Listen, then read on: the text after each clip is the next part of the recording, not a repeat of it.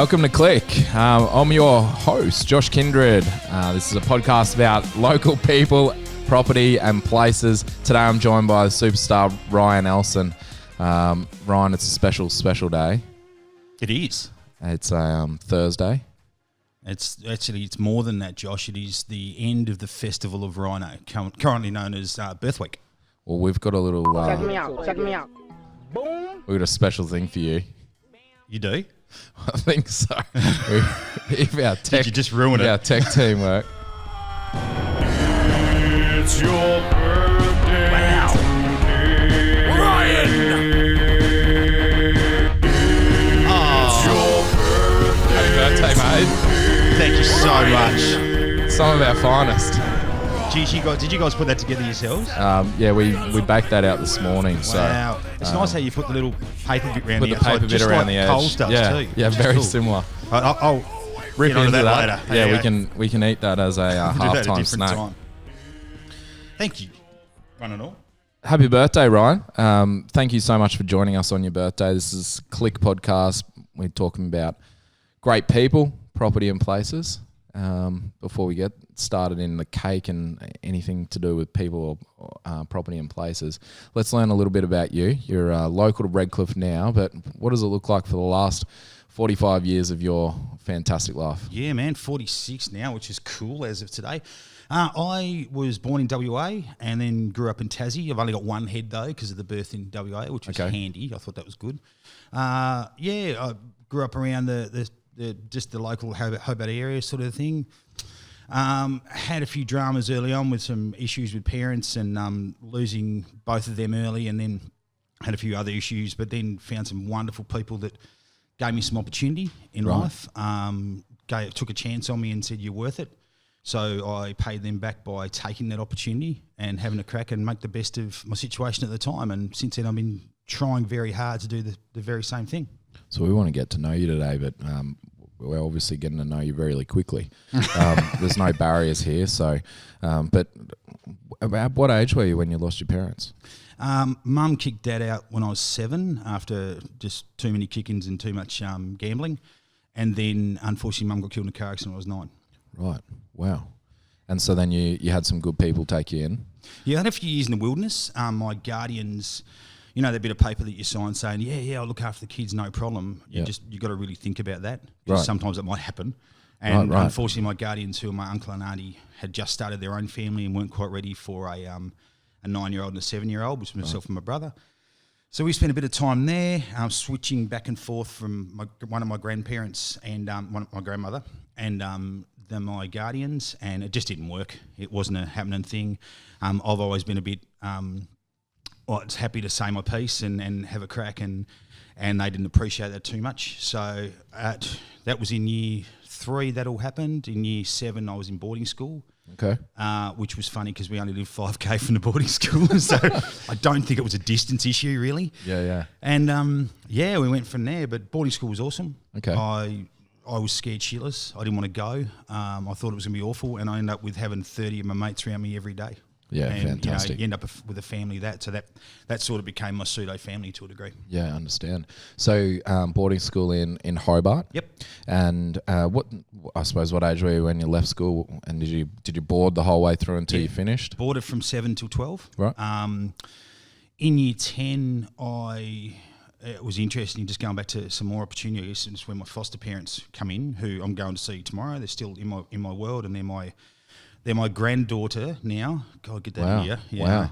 They're my granddaughter's great-grandparents now, which is interesting. But okay. Yeah, in year 10, my guardian sat me down and said, look, you're just going to be a labourer. You're a waste of money. So just leave school now, and that'll be the end of it, and you can go and move out on your own.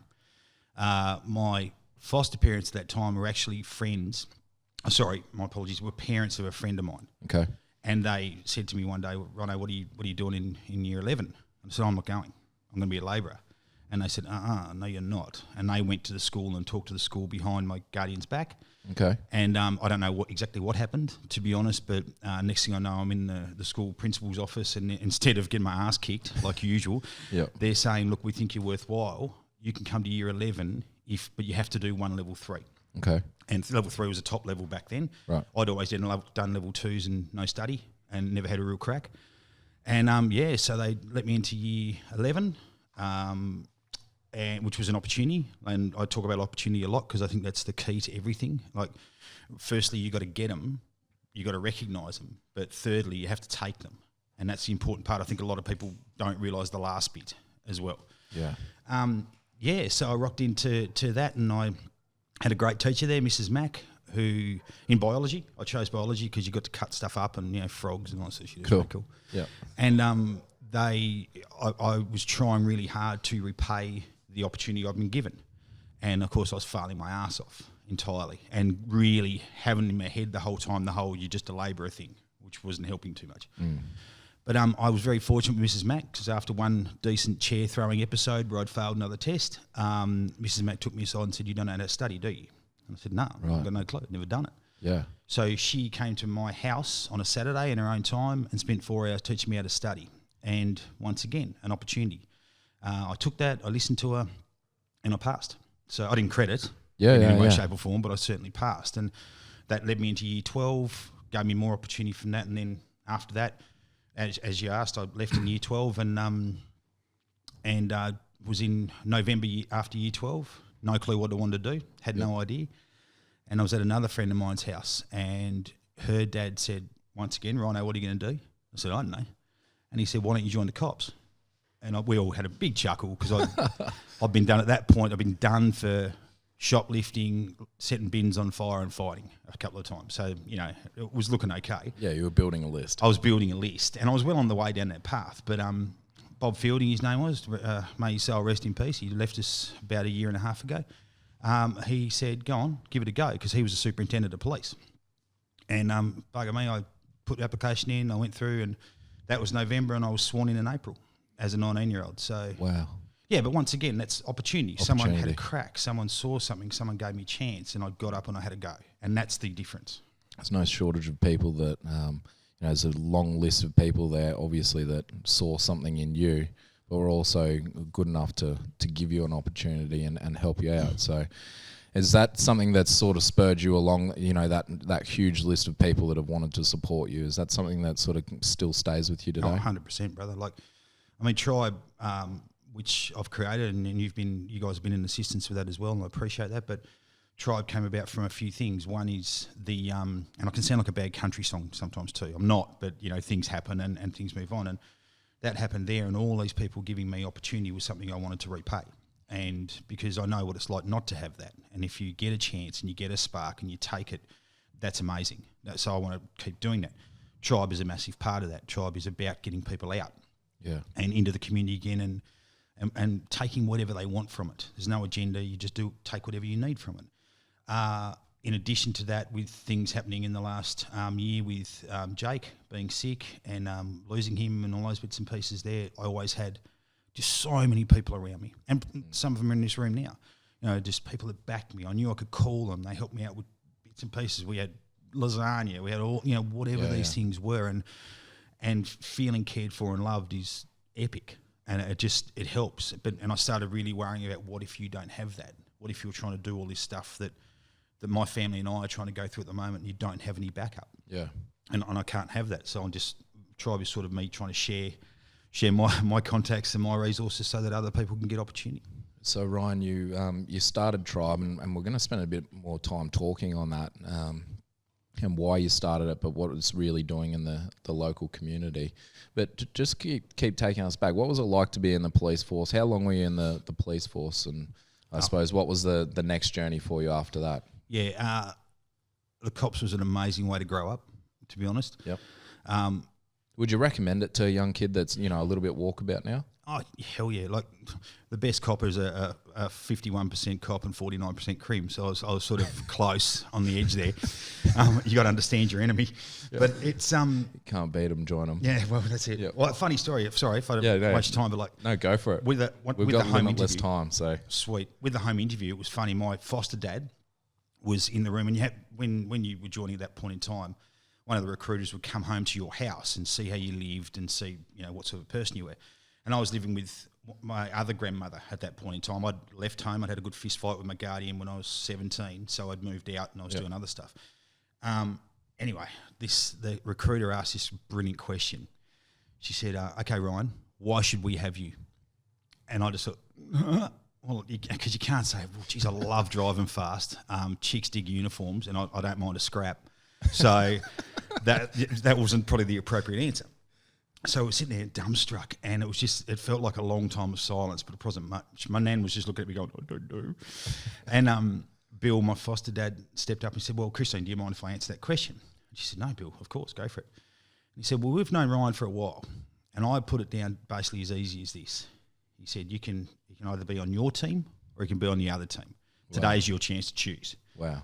And I got smashed with her at our graduation night, had an absolute ball, and we were sitting there arm in arm chatting away, and she said, "That's the day you got in the cops." Because I looked at you and said, "Yeah, you can be on my team. Thanks very much." Fantastic. So that was a funny part of that. But the cops was, I was growing up. I grew up a copper, and that's weird to hear that. But look, I was 18.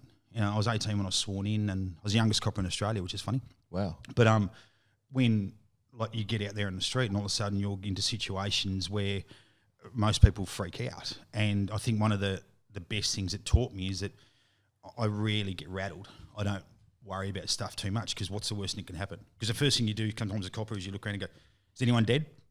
And then you go the second stage, if someone is dead, is it one of us? No. Okay, we're cool.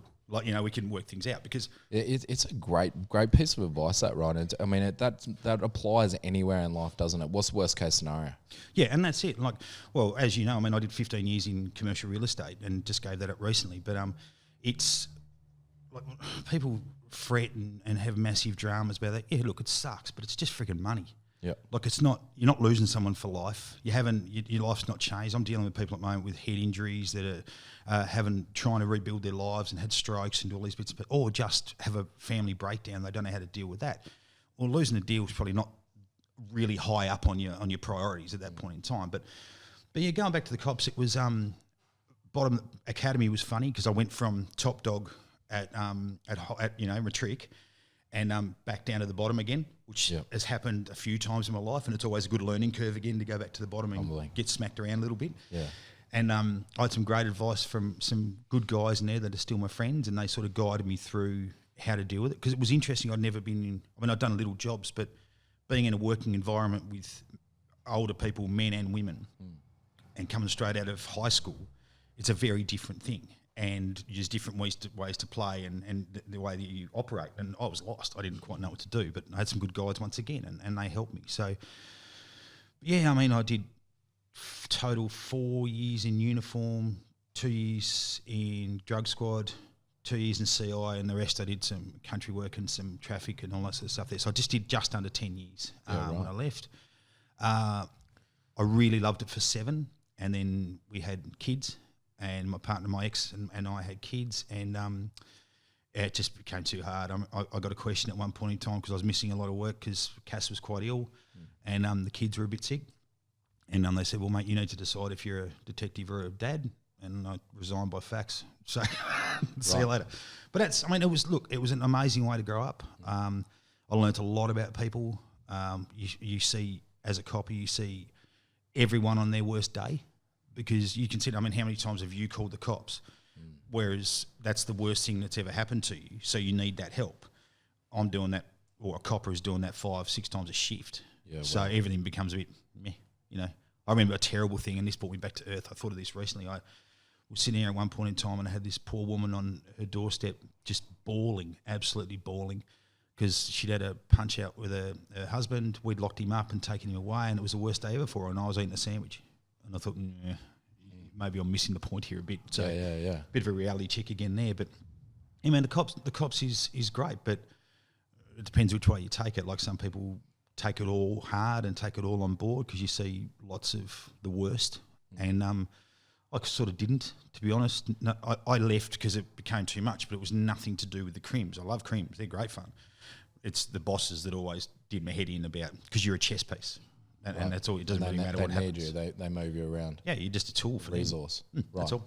Right. And so then family becomes important. You've got the young kids. What's the next move for Rhino? Well, typically unplanned, because I don't plan much. Sort of just wing it. I was in Bathurst with an ex and her family, and anyway, we resigned by fax, and that was a big cluster. But then I decided, right, I'm sick of being freezing in Tassie. If I'm going to do this, I'm going to do this properly. We're going to Queensland. Right. So I didn't know where to live. My brother-in-law he was moving to Hervey Bay. I had a truck licence, and he said, can you take up a truck? So I loaded my motorcycle into the back of the truck and drove it up and got to Hervey Bay, and it's sunny, and there's palm trees, there's a beach. There's heaps of backpackers that just didn't wear any gear, which was excellent. Yep. And so I said, right, we'll just live here. And so we drove up there and moved there with no idea. Funny stuff happened then. I applied for a heap of jobs and continuously got knockbacks, either just for bullshit reasons, like, you're too experienced, you haven't got this, we need, whatevs. And then I was really lucky. I got, you love this because you know me a bit. I applied for a real estate PA job, personal assistant. Yep. Now, I would be the single shittest PA the world has ever seen, without doubt. Yep. But I was desperate, so I just put in, bang, did it. And why I was lucky was on this occasion they didn't send me an email back saying, no thanks. This poor receptionist rang me and said, look, sorry, just letting you know, thanks for your application, but you're not really what we're after. And I was in Pyalba Shopping Centre with about 8 cents left in the bank, which I've done a lot of my time. I wish I didn't, but I have. And I just argued with her. I said, no way. I said, you haven't even met me. You've looked at a piece of paper. I said, if you meet me, if you give me an interview and you don't like me after that, I'll walk away, no problems. But give me an interview. See what you think. And she and got off the phone. I thought, oh, shit, I wonder how that went. Okay. But you got to go. You got to have a crack. And anyway, she rang me back and said, can you be here at 11 o'clock tomorrow? I said, yes, I can. And I thought, righto, walked in and this principal was in there, Glenn Fallon, a good guy out there for Ray White and Hervey Bay. He gave me, it was about half hour of good solid chat. In amongst one of the questions I remember, he said, so have you ever sold anything? And I said, well, I sold a couple of cans of Coke at a footy game, but I've sold a shitload of good ideas at my time, because that's what the cops is. It's like, you know what, don't take that choice. Don't make that action. That'd be a good thing. So anyway, he talked about that, and I walked out and thought, Jesus, I don't know how that went. And anyway, I got a call that afternoon, and they said, can you be back in at 3 o'clock tomorrow afternoon? We'll have another chat to you. I said, yeah, no worries. Thinking, oh, shit, what does a PA do? Like, I don't even know. So anyway, I rocked in, and they said, Ryan, you'd be the shittest PA the world has ever seen. I said, thank you, I know. And they said, but you'd be a cracking salesperson. Wow. And so I didn't have a license or anything, and they rocked in. I was putting up signs for the first few weeks, and then, we went and did my course, and the year after that, I got Rookie of the Year for Queensland and top 5 auction seller and a few other little, those little golf clap things. Yeah. Little pats on the back. Become a little bit less important in years to come, but at the time I thought I was absolutely red hot. And and I did that for then. Then I left Hervey Bay and came in here. I started up a training business, just teaching people how to do auctions and advertising and all that sort of gear. And then I came to Redcliffe as a result of a job offer I couldn't refuse. And like typically job offers, you can't refuse, they're bullshit. Yep. And got here as a manager, implemented a whole heap of things that the owner said to everyone, you don't have to worry about that. That's okay. Don't worry. If you don't want to do it, you don't have to. So nothing changed, of course. And I got sacked after 3 months, but I ended up in Redcliffe. I weighed up my options, and a mate of mine said, you should have a look at commercial. So it was 3 years I've been in res, or doing res. Yep. Ended up having a crack at commercial and liked it heaps more. I've never really been into pot plants and I'd buy the house, but I don't like the colour of that wall. We'll paint it. It's not hard. And that's what commercial is a lot. You don't worry about details. It's just about what you can do with the joint. You're dealing with a different buyer. Yeah, different buyer entirely. And I enjoyed that. So, 15 years of that and enjoyed it. And, it's been fun. But, time to move on, do something else. Awesome. So, I suppose through that property journey yourself, have you bought and sold? What does property look like for you personally? My foster dad, we got to pay out for mum's accident, MOB, and once that got me through school and whatever, it was, my dad said, right, with this money here, you have to invest in property. So I bought my first house in Launceston, in Youngtown, Launceston, when I was 19. Yep. He told me off for paying too much for 85 grand. Okay. So I thought I wasted my money on that. But anyway, I thought, right, I'm in here and did that, but I really love motorbikes. And so I ended up refinancing and getting the bike I wanted, and then went and played up and did whatever. And then unfortunately the foundations all moved on it, and they came up and said, "Oh, I'll be about 20 grand to fix." So that's handy. Yep. And so I ended up selling that for a 20 grand loss, which was good. For my first one, I bought another one in Lindisfarne a couple of years later. I think I paid the princely sum of 100 for that one, and sold that when Cass, my ex, and I got together. When we decided to move to Harvey Bay, we sold that, and I made 20 on that, so I was flat even then. It was looking good. Back to square one. Back to starters. We won't include all the fees and stuff in that, but let's just look at it in a positive fashion. Then we bought one in Harvey Bay. I wanted to keep it, but Cass didn't, so we sold that, and I made, after all calculations, I made $1,000 out of that. So far I'm $1,000 up. Yep. Then we bought one here in Frank Street, in Scarborough. Good little place there. I lived there for a little while when Cass and I separated, and it was known as a dog house, so it was a wild joint. It was good fun. And then 18 months ago, in our split up, well, not 18 months ago, longer than that, but anyway, it was decided that Cass would take that house and I'd do my thing, and fair enough, that was all fine. So I gave that one away. So I've made absolutely bugger all. Josh, for being a real estate guru, I've done quite poorly, to be honest. But anyway, pretty typical real estate journey, though, isn't absolutely shit house. But there you go. Yeah, some ups, some downs, and some crosses. And look, I think part of for what it's worth for real estate, I think the biggest thing you can do is keep them. I know that's a weird thing to say as an agent because that's how you make money, but long term is the key. It's not. I mean, in some markets you can flip them, and that's great. I've got mates that have made good money out of doing that, but it's like gambling. It's lucky. Investing is gambling, whatever degree you want to look at it, and sometimes you get good. Like if those foundations hadn't moved on that first place and I'd kept it, maybe things would have been different. But no regrets, it is what it is. Property evolves so much around their personal circumstances. Mm-hmm. You know better than anyone. You can't control when personal circumstances are going to occur. As hard as you try. Yeah. That doesn't necessarily line up with the market. And it doesn't. And, I mean, whatever, man. Like, I look back and laugh. I think it's just funny, really. Like, I had a go. Like, no one ever say I didn't have a crack. Yeah, that's it. And I've got a mate of mine, complete bastard, from the cops, and we were sitting there paying our mortgages, and so he was driving 6-speed, V8 Commodore Utes and just having a ball and doing all this sort of stuff there. And he bought one house, the market changed in Tassie, and he made 230 grand out of it. Yeah. And it set him up. And we just throw rocks at him now because it's just, that's not fair. Yeah. But you just get lucky. He just got lucky, and that's it, and that's fine. He can have it. So, mate, you've lived all across Australia. What's the favourite place that you've lived? Oh, here. Redcliffe. Oh, my God, yeah. Mate, they're carrying me out of here in a box. Mate, Firstly, I love people. I feel like this, and people rag on it. Like at the moment, does feel like a big country town to a large degree. Like I feel blessed that I can walk down the street and know 10, people, and everyone wants to say hello and all this sort of stuff. We sit out there and look over that water towards Moreton, and people forget it, and it's astonishing. Like where do you get that? And that's amazing.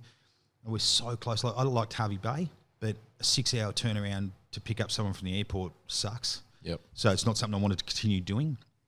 Like Ems and I are rocking into the city this afternoon for some birthday shenanigans and whatever, and it's nothing. Like it's half hour. But look, it's a funny little place. I wish it would figure itself out. I relate it to Tassie a lot because my little home state was exactly the same. I remember saying 20 years ago that Tassie needs to figure out what it is. And at that point in time, I was thinking maybe a gambling mecca or something, just to be different. And we had the casino there and all that sort of stuff, so that was it's a great casino as well. Yeah. But then David Walsh, an amazing guy, came back to Tassie, and he's a maths genius, and he makes all his money on gambling systems, which is interesting and consider what I said. But he doesn't do that in Tassie; it's all around the world. And he created Mona, which is a museum of old and new art, and it just changed Tassie, and he did it. And anyone can take credit for it. He did it. He's created that. He's created a whole new atmosphere where there's a lot of, artisan sort of people down there, and they're all rushing towards that. They make an incredible whiskey. The seafood is astonishing, but now people get to experience and talk about it. They have Dark Mofo, which is in the middle of winter when no one used to go to Tassie. Well, let's light 100 bonfires through the place and and have festivals and all that sort of stuff, real pagan-y sort of stuff, which I really dig, and do all that sort of stuff. So Tassie has now found its place in the world. And its identity. Its identity. It is now a place to go. We in Redcliffe, and I mean the entire peninsula, of course, is what I'm talking about, but we've got so much cool stuff here. We're amazing. We're great. And one thing that does my head in, and people can relate to you and me on that, and I've been very vocal about stuff as well, concerning the things that you're doing, but everyone's often in this place that we love so much, people's first reaction is no, and no matter what it is, like they don't even wait to listen to the end of the answer, the proposition. They just know. Why? Because they're scared of change. What is it? Is it that? I was going to say, why are people so quick to say no? They're scared, and they don't think big picture. I mean, okay, so it was lovely in the 60s when there was 3,000 people here as a shack at town. Oh, it was so quiet, it was so nice. But that's never going to continue. And you can't look back. Nostalgia's fine, but it's not what it continues to be. I mean, for me personally, I'm not massively in favour of developers. Like, I don't get anything out of developers particularly. But what I love is walking forward. I like things getting better. One of the biggest issues we've got in this area is our absolutely disgraceful unemployment rate that we have here, and people are short-sighted. Like, we see the shops closed and they go, oh, council should do something. No, they shouldn't really. Like, they shouldn't build something new. It's not for them. My biggest thing with council and government is get out of the way. Just stop pulling things up. Stop wrapping everything in bullshit so no one can do anything. With the developments, some of the better ones around town that I have pushed for and been vocal about wanting, it's not because I love buildings. I couldn't give a shit about architecture. I don't care. But if you get population here, if you have people that live here or visit here and stay, not come here for an afternoon, but stay, they consume. If people consume, they need to get it from a business. They need to purchase. If they purchase, that business goes better. If that business goes better, they employ more people. And then the people I care about get jobs. Yeah. And jobs aren't just about money. Okay, you can be on the dole. I mean, I know a lot of people that work for no more than they'd get on the dole, to be honest. Right. But employment is purpose. It's about being something. Like, when we're a funny community in the fact that people say, oh, what do you do, mate?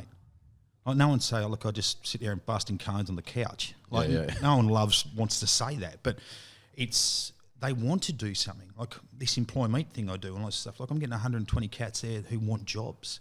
They're turning up. Yeah. But if there's no job because business owners can't afford to put people on, and they can't, like there's just not enough money in it, something's got to give.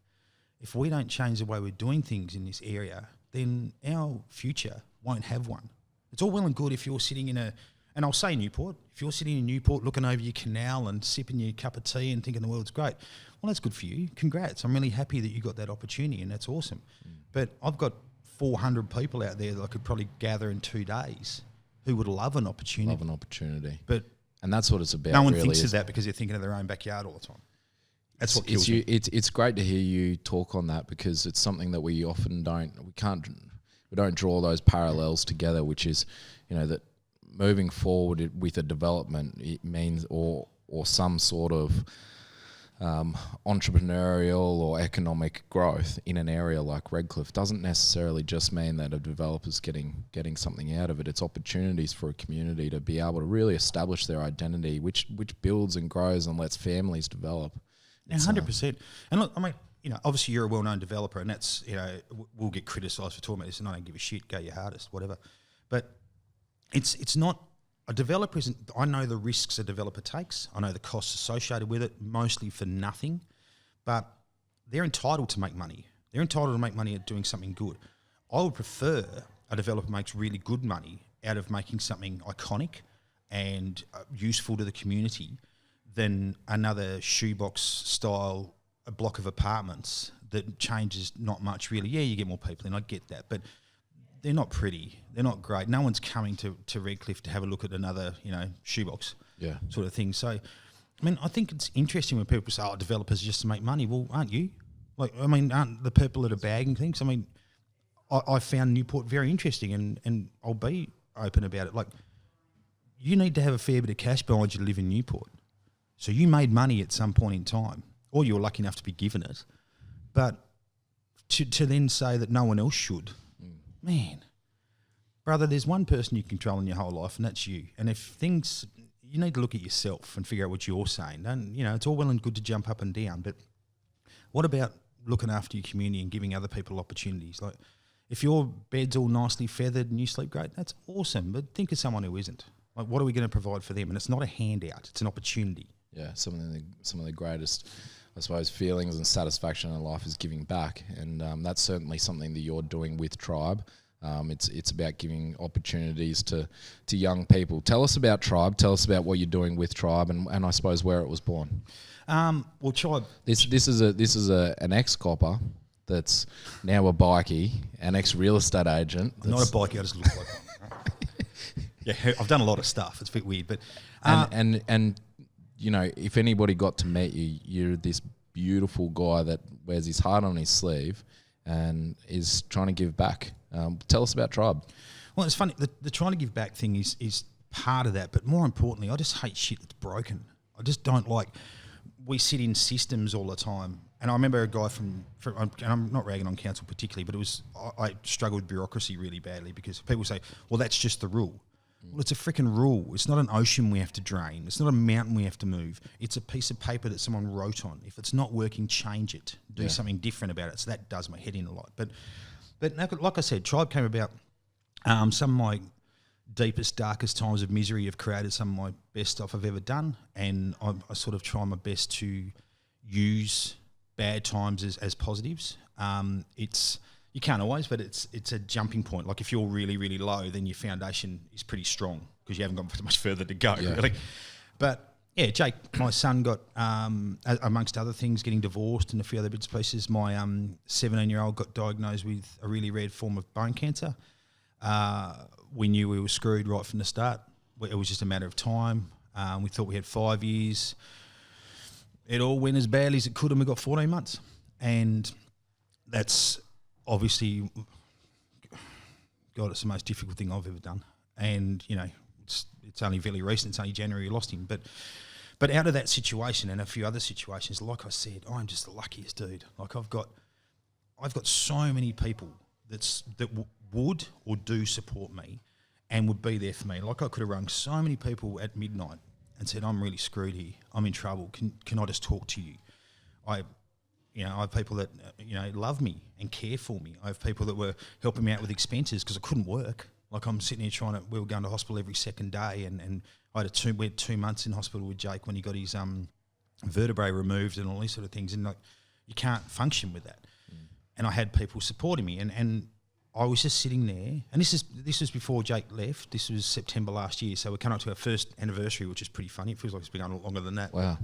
But I just sat there, and we had an interesting thing through. I've been Chamber of Commerce president for a few years, and we had a thing there called the Business Mingle, and the Belvedere puts it on for us. And it's a great event, but all it is really is rocking along, having some drinks, having a chat, and getting to know people. And that shit is so valuable. And, these other networking things you go to, like, hi, I'm Ryan, I'm a real estate agent, and card stabbing, and, you have to turn to your left and turn to your right and talk to someone. Jesus, if you've got to do that, you're not doing it right. Just get out. Yep. But the mingle was interesting, and what I noticed in the mingle, like we'd have 70 people there, but then I'd see 5 or whatever it may be that were retired or had a job that they didn't need to network at all with, or that really they weren't even working, some of them, and they'd turn up. And why? It's because they want to belong to something. They want to be a part of something and something that makes them feel better. And I started thinking, well, why don't we just do that outside of business? Why don't we create an environment where I promise you'll be accepted, I promise you that you'll be safe, and I will personally give you the opportunity to meet people, and I'll introduce you to people that you don't know so that you can come out of your shell. Because it's really easy to get isolated. People do it very quickly, and then all of a sudden it's frightening to come and talk to people. It's not me. I can make friends freaking anywhere. Like I'm just that guy. I don't have that issue, but I know it's a thing. So we started doing. I ran it. I said, right, I'll have an event down at the Belvedere, and so we put on there, and it was awesome. We had 76 people there, and everyone golf clubbed. It was great, but it was bullshit because 50 of them were my mates. So, it's like, I think we missed the point there a bit. But since then, it's just been amazing. And now, like, the best one we've had, we had 106 at Moncomo one day. And, like, honestly, 20 of them were people I knew well. Everyone else was like a newbie or coming in or trying to do new stuff. I've done head counts at every event we've had, and we have once a month we have a gathering, which is at the pub there. Once a month we have a beach gather or a pool thing we did last week, which is families. So bring your dog, bring your kids, do whatever you want to do in that. Because when you've got young kids, it's easy to get isolated because you don't want to take your kid to the cafe because you know it's going to be a turd, and you don't want to be that guy who's got the noisy brats in the corner and throwing things and doing whatever. And we've all been there. So and so those beach gathers are about that. So you can come along to that. But we run every Friday. We go and do a coffee catch-up down at Cafe Diversity, and that's a low-key thing. Just come along. There's just no agenda. No, there's never an agenda. Tribe doesn't have an agenda. It's whatever you want to make of it, okay? You don't have to go along and talk about fishing. You don't have to be in a golf club. You don't have to sit there and do, Rotary and Lions and all that sort of stuff. They're great organisations and they do whatever, but they're very military sort of thing in the way you got to do it. And I didn't want to have any of that because it scares people off. Anyway, head counts, we've had 2,065 people come in the year. Wow. Like head counts on that, which is amazing. Congratulations. Yeah, thanks, man. It's been super cool. I've really enjoyed it. But and out of that, it's really interesting, though, because I get a lot of people not coming back. And I started thinking, Jesus, well, that's not a good sign. If you're not coming back, they'll come 2 or 3 times and not come again. And so I started ringing a heap of them and saying, well, you screw up? Did you not like it? And I said, oh, no, it was awesome. But I feel so much better now.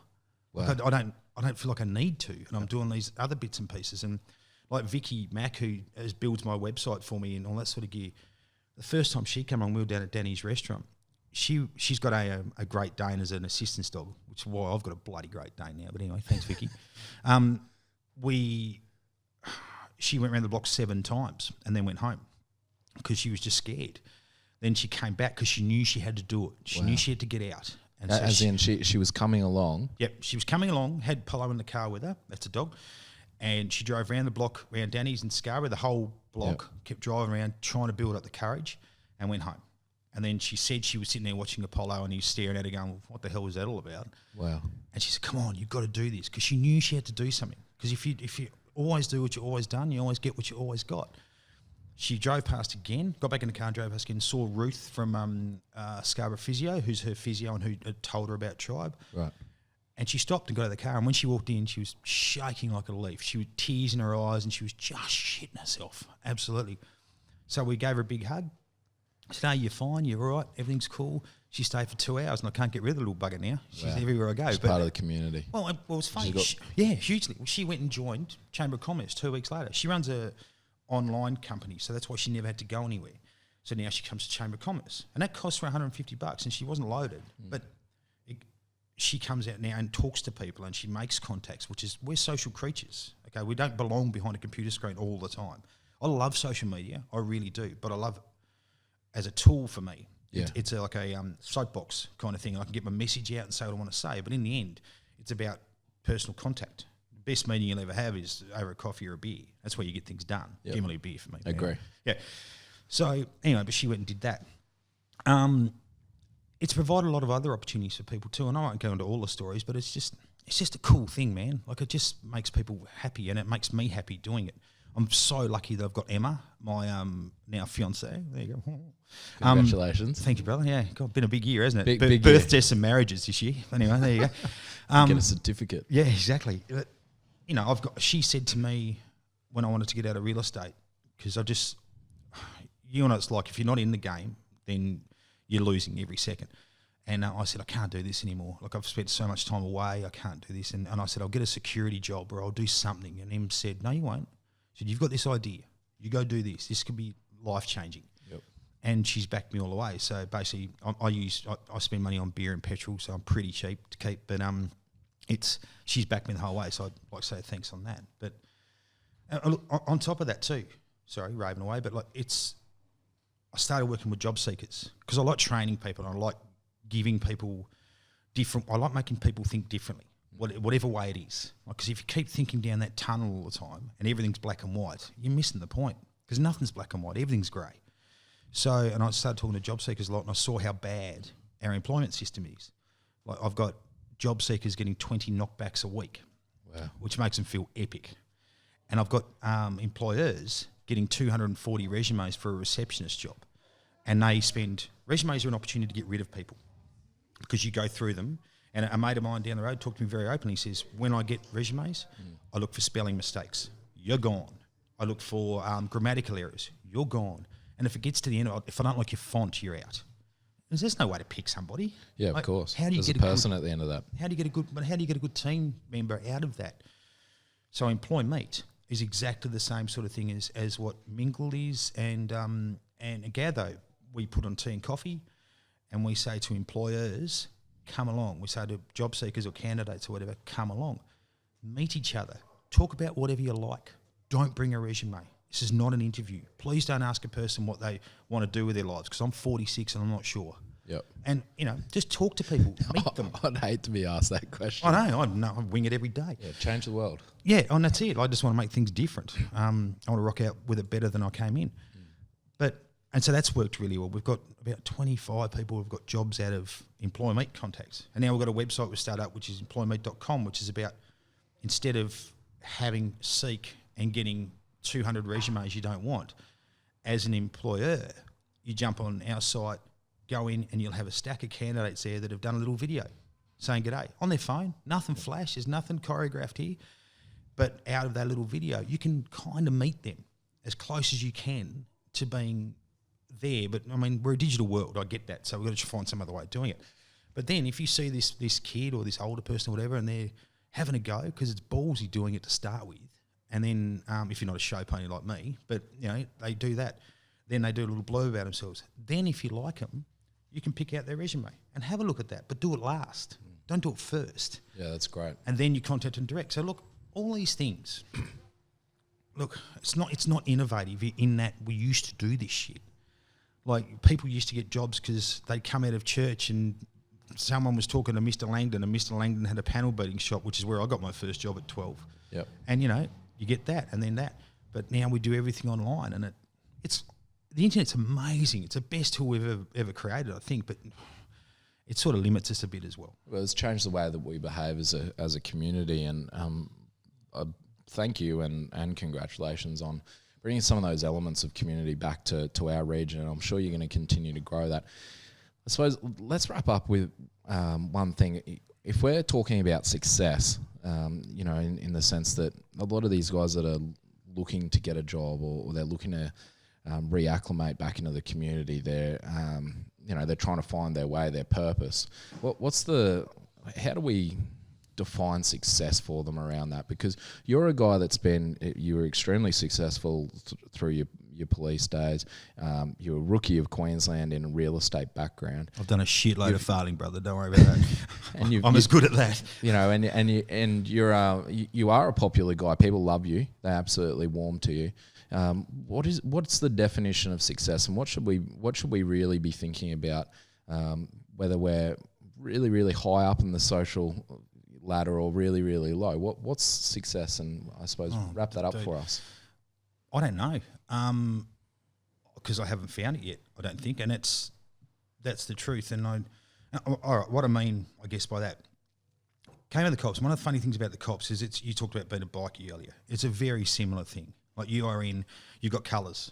Okay, you are in a group. You look after your brother. You have each other's back all the time, and it's not very different if you really get down to it. But one of the other things is when you leave, mate, you won't make it on the outside. It's like you've been in prison. Right. And that was weird for me. And then to come out into real estate, which I didn't even know. I didn't even know you had to get listings or anything when I joined. I just got told what to do.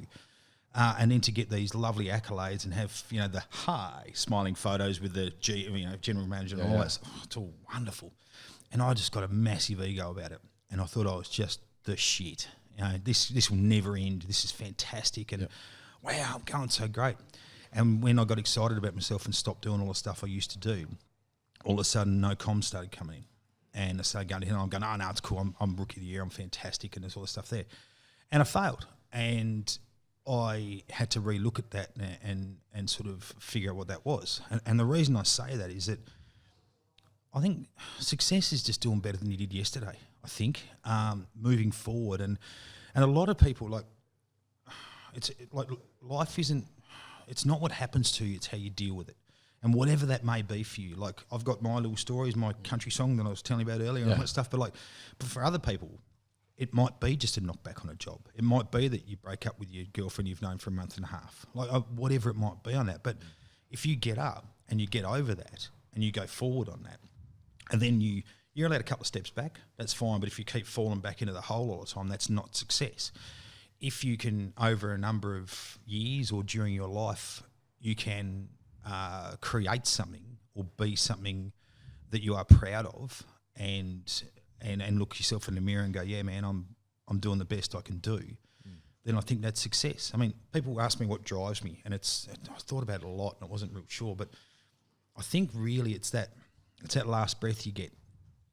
All of us are going to have one last conscious breath where we know what's going on. And I just want to be able to say, Jesus, Rono, you had a fair crack, mate. You did your best with what you had. And that will be success. But I won't get to know that until that time. And until then, there's no finish line. People say, oh, I'm getting there. Where are you going?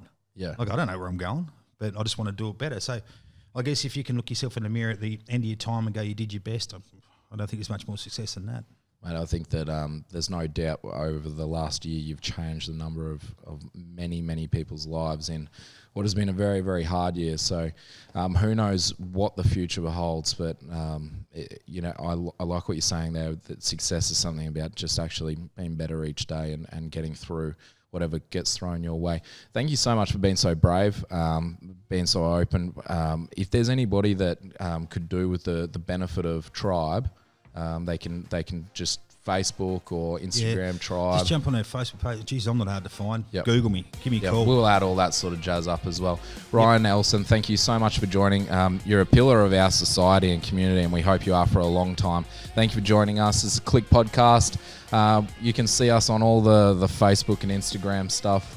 Can't wait to chat to you next week. Thank you very much, Ryan Elson. Happy birthday. Thanks, man.